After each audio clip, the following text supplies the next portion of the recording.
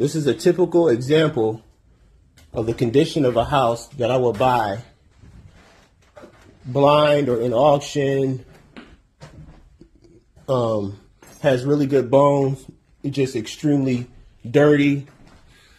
Needs paint, needs revamping.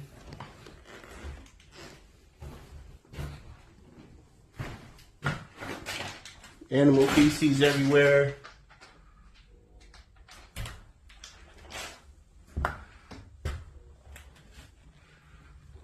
You know, the paint and the carpeting and the cleaning, that doesn't cost much.